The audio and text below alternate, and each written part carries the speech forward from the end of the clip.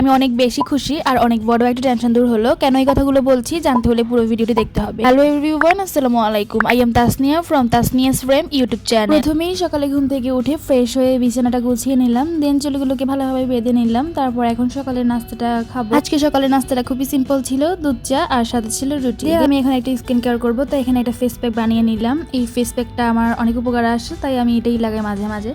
তারপরে তো সকালে খুব সুন্দর রোদ ছিল, এখন দেখেন বৃষ্টি চলে এসেছে। এখন ওয়েদারটা এরকমই যাচ্ছে, সকালে রোদ তো বিকেলে বৃষ্টি, এমনই। আমি এখানে তরমুজ খেলাম। আমি এখানে বারান্দায় দাঁড়িয়ে দাঁড়িয়ে অনেকক্ষণ বৃষ্টি দেখছিলাম। এইভাবে বৃষ্টি দিতে ভালো লাগে, বাট বৃষ্টিতে কোথাও বের হতে ভালো লাগে না, তাই আপনাদের সাথে শেয়ার করতেছি। আর এখানে আমার ফেস প্যাকটা অলমোস্ট শুকিয়ে গিয়েছে, এটা 15 থেকে 20 মিনিটের মধ্যে রাখলেই হবে।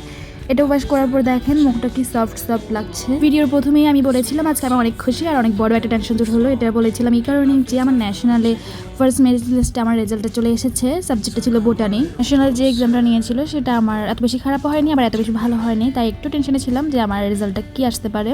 যেহেতু আমি অন্য কোথাও পরীক্ষা দিইনি আর আমার পরীক্ষা দেওয়ার ইচ্ছা ছিল না পাবলিকে, তাই আমি ন্যাশনালেই পরীক্ষা দিয়েছি। রেজাল্টটা দিয়েছিল মে 3 তারিখে দুপুর 12টায়, কিন্তু আমি রেজাল্টটা দেখেছি সন্ধ্যা 7টায়, কারণ আমি ওয়েবসাইটে ঢুকতেই পারছিলাম না, তাই আরও বেশি টেনশনে পড়ে গিয়েছিলাম। দেন সন্ধ্যা 7টার দিকে আমার একটা ফ্রেন্ড আমাকে চেক করে দিয়েছিল, তখন তো এত খুশি লেগেছিলো সেদিন আমার।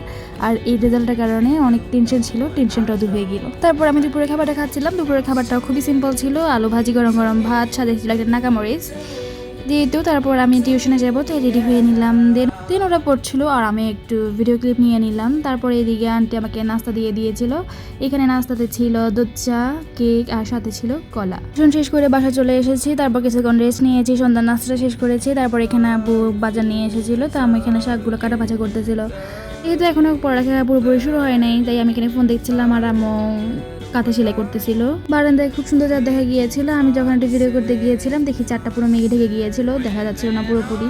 দেন দেখেন এখানে আমার হাত ভর্তির টাকায় আমার ছিনিমিনি করে একটা ডায়লগ ছিল না, সেটাই হচ্ছে এখন আমারও টাকা ছিনিমিনি করতেছে। কারো যদি লাগে আমার থেকে নিয়ে যেতে পারেন, আমার কমেন্ট বক্সে জানাতে পারেন, আমি আপনাদের লোকেশনে পাঠিয়ে দিব। রাতের খাবারের সময় হয়ে গিয়েছিল। আমি এখানে আমার আর আমার ভাইয়ের জন্য পেঁয়াজ ডিম ভাজতেছিলাম। আজকে আমি ভাতটা একটু ডিফারেন্ট স্টাইলে খাবো, একেবারে ডালের মতো ডুবিয়ে ডুবিয়ে ভাতটা খাবো। এখানে প্রথমে একটা নাগামরিচকে একেবারে কুচি কুচি করে কেটে নিয়েছিলাম। এখানে ভাত নিচ্ছে কিছু, তারপর একেবারে ডাল নেব বাটি ভর্তি করে, একটা লেবু দিয়ে দিলাম, তারপর পেঁয়াজ ডিমটা দিয়ে খেয়ে নেব। ভালোই লাগে আমার কাছে হবে খেতে। আপনারাও চাইলে একবার ট্রাই করতে পারেন এইভাবে ডালের মধ্যে ডুবিয়ে ডুবিয়ে ভাত খেতে কেমন লাগে আমার কমেন্ট বক্সে জানাবেন। আমি এখন ডালের মধ্যে ডুবিয়ে ডুবিয়ে ভাতটা খাবো আর আপনারা দেখতে থাকেন। আমার ভাত খাওয়া শেষ করে 1 কাপ দুধ খেয়ে নিলাম। বলতে পারেন এখানে 3 ডিজাইনের কাপ কেন, কারণ আমাদের বাসায় সবারই আলাদা আলাদা কাপ রয়েছে, তাই 3 ডিজাইনের কাপ।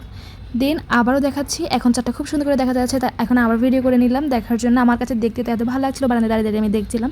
তার ভিডিওটি এখানেই শেষ করছি। আমার ডেইলি ব্লগগুলো আপনাদের কাছে কেমন লাগে আমার কমেন্ট সেকশন জানাতে একদমই ভুলবেন না।